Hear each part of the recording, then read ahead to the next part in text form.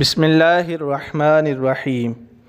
حضرت سیدنا ابو بکر شبلی بغدادی علیہ رحمۃ الہادی فرماتے ہیں، میں نے اپنے مرحوم پڑوسی کو خواب میں دیکھ کر پوچھا، ما فعل اللہ بکا، یعنی اللہ تعالیٰ نے آپ کے ساتھ کیا معاملہ فرمایا؟ وہ بولا، میں سخت ہولناکیوں سے دوچار ہوا، منکر نکیر کے سوالات کے جوابات بھی مجھ سے نہیں بن پڑ رہے تھے۔ میں نے دل میں خیال کیا کہ شاید میرا خاتمہ ایمان پر نہیں ہوا۔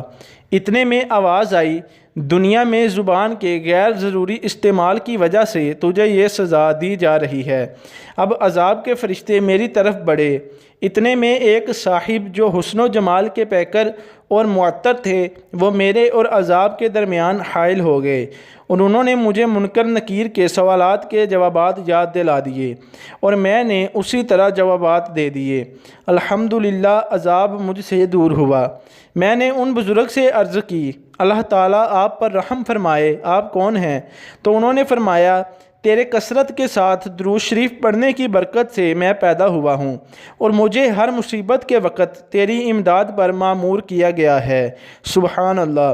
کثرت درود شریف کی برکت سے مدد کرنے کے لیے قبر میں جب فرشتہ آ سکتا ہے تو تمام فرشتوں کے بھی آقا مکی مدنی مصطفیٰ صلی اللہ تعالیٰ علیہ وسلم کرم کیوں کر نہیں فرما سکتے؟